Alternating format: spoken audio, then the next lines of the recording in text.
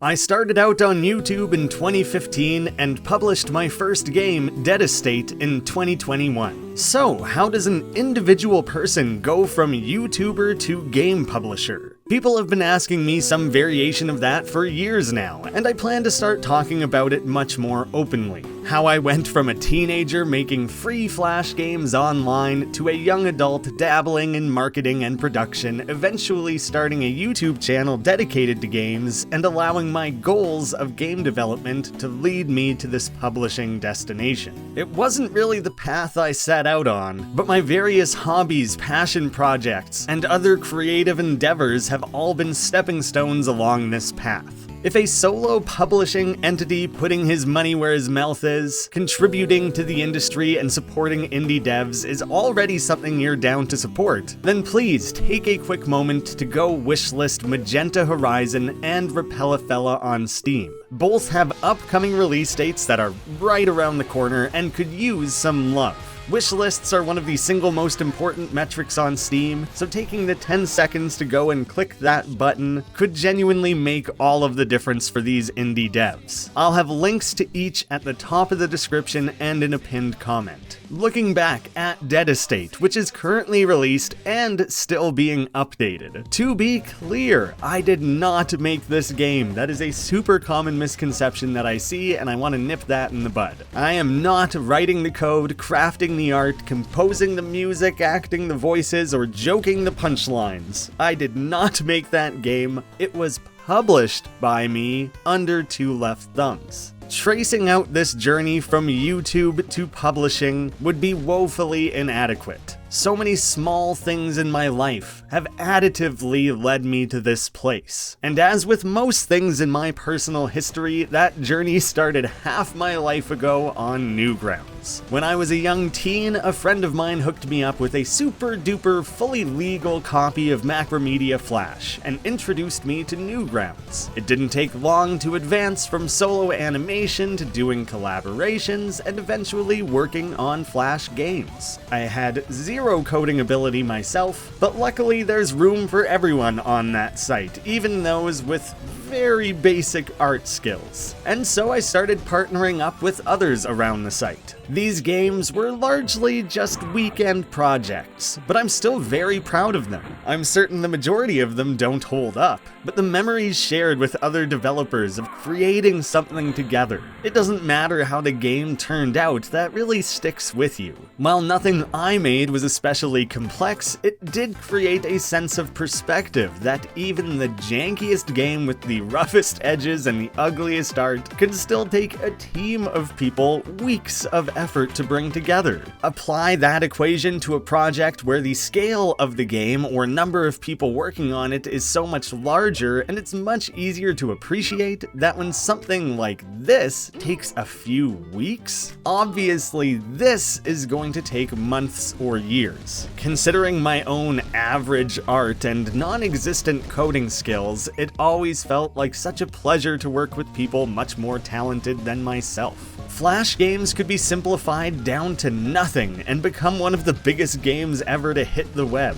You are a monkey that throws darts at balloons. Scratch that. Balloons. That does take vision to conceive of, but there's no need to flesh it out any further. That was the beauty of Flash games. One or two people starting from the simplest concept, hammering out a game knowing it's gonna make pennies overall. That process was pure creativity with constant risk-taking and minimal concerns of what people would think of it overall. I loved being a part of it, but I wanted so desperately to nurture others. Unfortunately, with teams that small and minimal money on the table, there isn't really room for a game designer or idea guy in the industry. Unless your name is JMTBO2, who seemingly had a tap directly into his skull pouring out infinite classic games back to back. Those sorts of talents were few and far between. But that desire to curate games and help others sparked the idea to start my own Flash game portal. I had purchased an existing template, paired off with someone with notably more web design experience, and tried to get that off the ground. I had decided to call it Bonefire Games, and I even made a logo. The same way you'll see Armor Games, Max Games, or Crazy Monkey Games in front of anything you played in your browser, I was planning to join the market as Bonefire Games. The plan was to start off making some games of my own with that label, and then spinning that off to start sponsoring others. The difficult part was initially making games to get the ball rolling. I didn't even make it to the phase of starting to scale things up. I was just entering university, and it all fizzled out rather quickly. Although, I think there's still a few scattered remnants of it that exist around the web.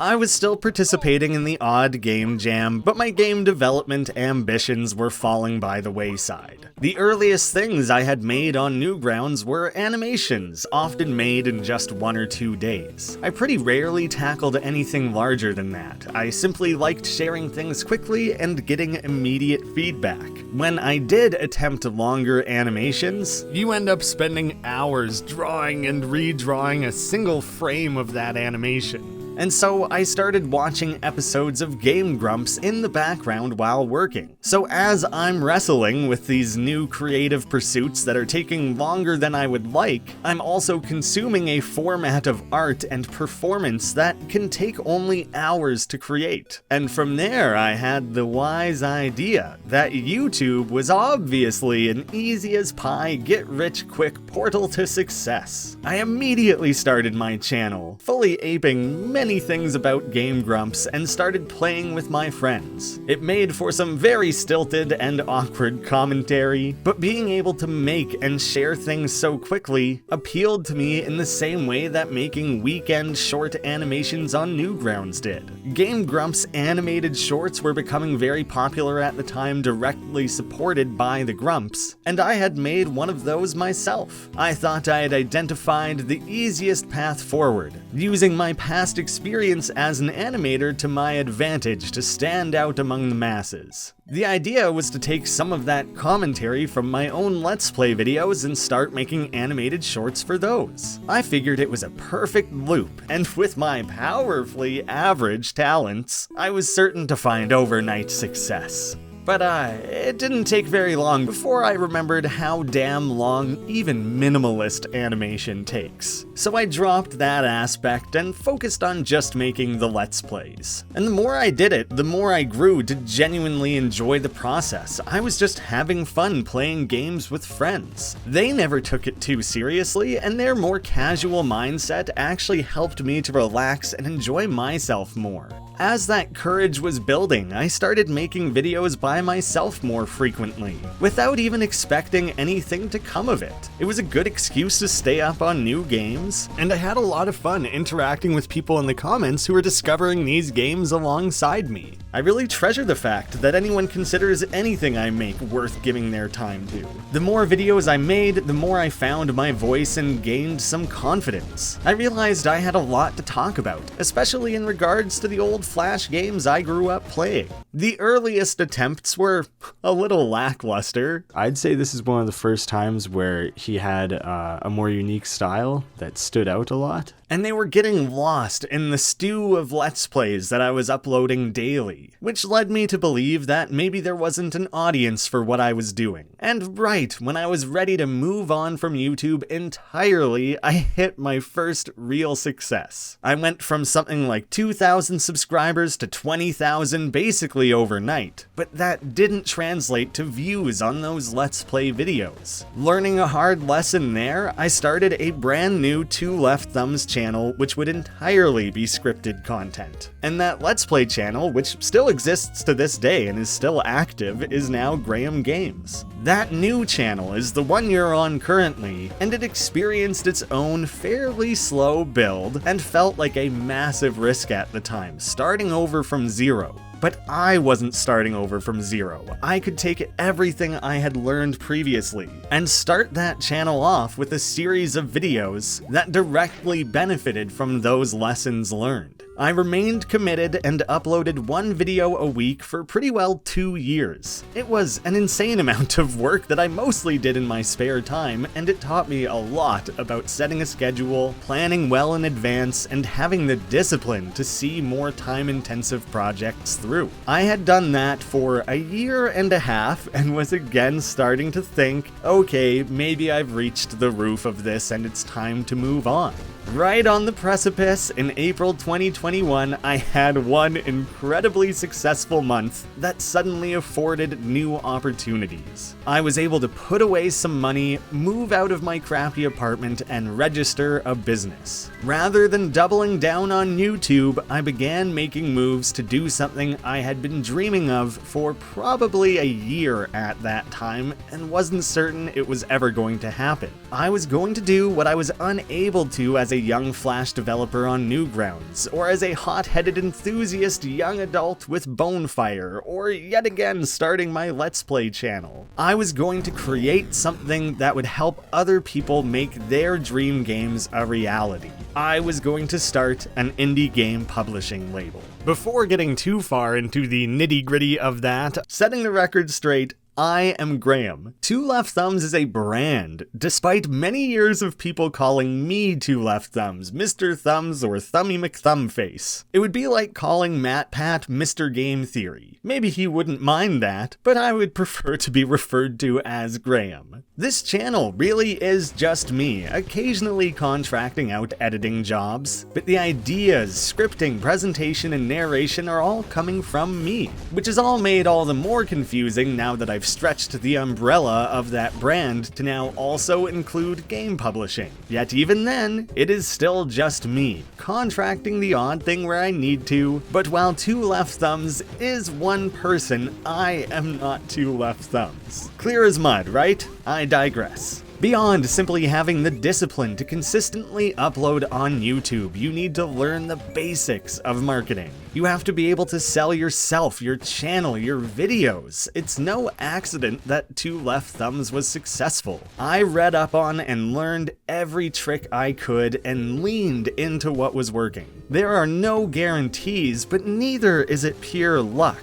Then, basically, as soon as I had any success, I abandoned doing the precise things that I had learned would lead to success on YouTube. I stopped uploading consistently, I veered away from the topics that had been most successful, and I basically just started doing whatever I wanted. A dedicated audience had afforded me the opportunity to be a little riskier. And maybe I pushed it too far, because somewhat regretfully, this channel has never performed anywhere near as well again. But creating and managing this channel became much more fun for me, again, right at that exact moment I was losing my will to keep doing it. With those stars aligning, it became the perfect window to transition from full-time YouTuber to full-time publisher. YouTube only launched in 2005. It can barely drink in Canada. Nobody has done this longer than 18 years. There is no evidence you can sustainably be a YouTuber for 40 or 50 years. There's a reason channels fold and why people who have viral success move on to other things. I won't be leaving anytime soon, but after watching a channel of mine die once, I knew I couldn't afford for this website to be my entire career. Remember when Donkey announced Big Mode? People mocked him for implying that he could pick out winning titles simply because he plays a lot of games. It's a bold statement, but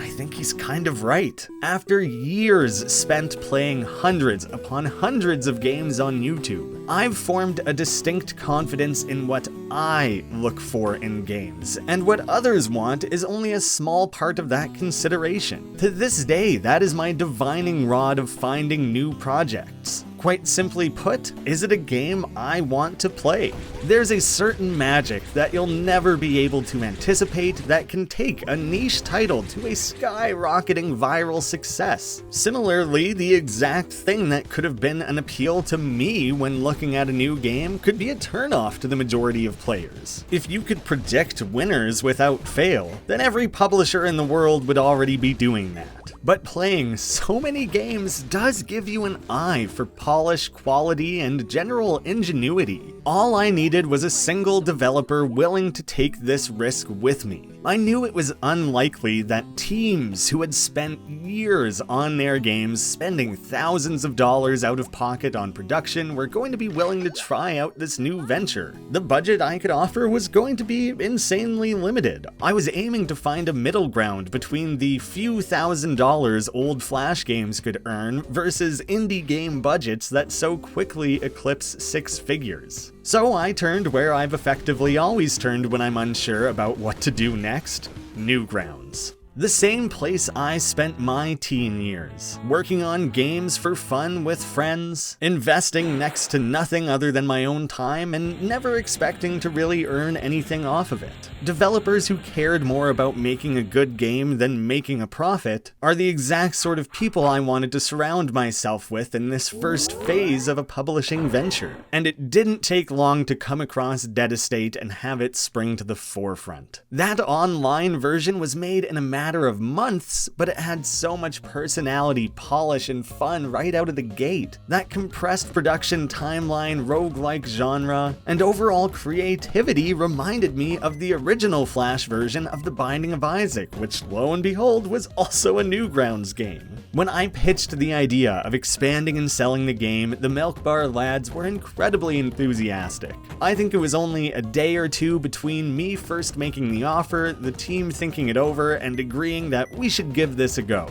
It was a year from that initial Dead Estate release until the full version on Steam. You can still play the browser version online, and it'll become readily apparent how different the two actually are. Meanwhile, I continued to grind on YouTube, using the momentum I had at the time, plugging Dead Estate as often as possible. Any spare time I had was spent learning the ropes of indie game marketing, publishing, all the way through to release, the same I had done when learning how to professionally manage a YouTube channel. People so often think YouTube is as simple as make good videos and people will watch it. No! There are 1,000 tiny little things you can be learning, refining, and improving to increase your odds of success. And it's the same with indie game development and publishing. I don't believe in the mindset that anyone could do it. Anyone can try, and I encourage them to do so. But it takes patience, discipline, a willingness to take risks, the organization to track various stats and metrics, optimizing where you can, and to be constantly open to advice, collaboration, and new tips, and even then there are no guarantees. I'm breezing past 100 small details of how that launch went, what led up to it, and the success that followed. Those stories, tips, and details are for another time. You can subscribe to my publishing-specific channel to hear those inside baseball details. I have to acknowledge here how insanely lucky I am for my first ever venture into this industry to be that successful. I'll take a lot of credit for giving Dead Estate that crucial boost of initial visibility and putting in the work to make sure it wasn't completely missed or forgotten at launch. But the Milk Bar lads, Newgrounds, many YouTubers and streamers, and the game's own viral qualities are all what allowed that to snowball into a title that's now sold over 100,000 copies. Having a major hit under the two left thumbs belt, the smart thing probably would have been to invest those profits. Save it up for a rainy day and protect against the YouTube bubble bursting. Instead, I continue to support myself on YouTube and have spent basically every dime of profit investing in more games. And it became much easier to knock on developers' doors with evidence that this solo publishing venture was even viable. This career that I've somewhat stumbled into is what I wanted to do for nearly half my life. Yet before doing it, I never would have thought it was even possible. There wasn't a chance in hell that I'd let that potential be squandered, and so I doubled, tripled, quadrupled, and many times overed my investment in Two Left Thumbs Publishing. After only one release title, I've been afforded the luxury of picking and choosing more niche titles that appeal to me, working alongside people I've looked up to most my life, supporting talented individuals who are so wildly beyond my own abilities. I can help them strategize, market, plan releases, and maximize the potential of every opportunity that new developers likely aren't aware of, all without the strings and restrictions that may come with major publishing brands. If I could do all that and grow things to the scale I have with just one title released, imagine where we'll be after these 10 announced 2 Left Thumbs titles all release as well. I don't expect all of them to be as successful as Dead Estate, but that shared investment is creating a safety net. The viral games are going to help fund and support the ones with a smaller audience. They will be independent, isolated releases, but I can spread those successes around and help turn these projects into game development careers. When these games release, helping the fruits of someone's labor find the individuals whose favorite game it could now become, I can experience that thrill vicariously through these wonderful and impassioned developers. I didn't become an indie game publisher because I woke up one night and thought, that'd be a neat thing to do. I did it because I care about the art and craft of game development. I love collaborating with others. I'm enthralled by the process of trying, iterating on, and refining ideas. Gaming as a hobby and industry will never stagnate if indie developers continue taking risks and giving players more than they might expect. I've entered this industry as a small fish in a big pond,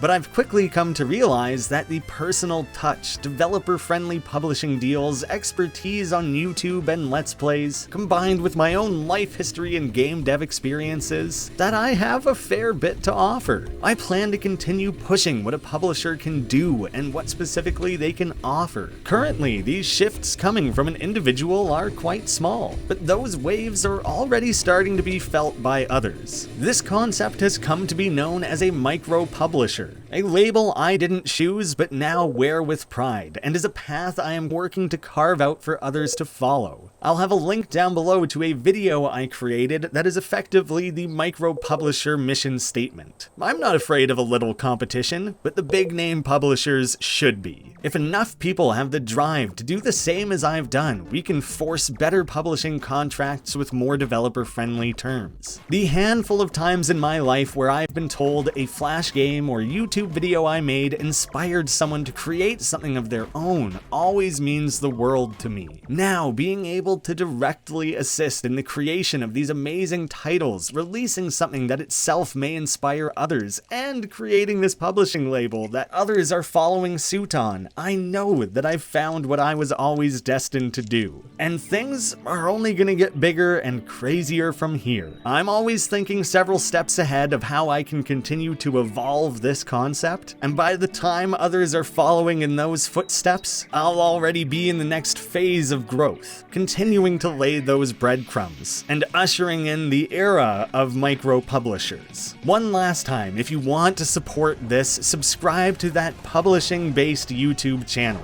And please visit the Steam page, give that a follow to be notified of any new releases, and specifically wishlist any upcoming titles that appeal to you, especially the spectacle fighter-inspired 2D action platformer Magenta Horizon, and the post-apocalyptic Australian choose-your-own-adventure Repellafella, which serves as a spiritual successor to the Flash series Ray. Both are being made by solo developers. Look at these 2 titles, and think about the fact that a single person made these. I'm gobsmacked by how talented some people can be, and I cannot wait to share their titles and so many more with you all. Thank you for all your support over the years, whether that be on YouTube or elsewhere, and I hope that you'll continue to follow me on this journey of indie game publishing. I'm not leaving YouTube. I still love making videos way too much, but as you may have noticed, my pipeline of video production has slowed down quite a bit from one video a week. Thank you all so much for watching. Thank you for wishlisting any of those upcoming titles,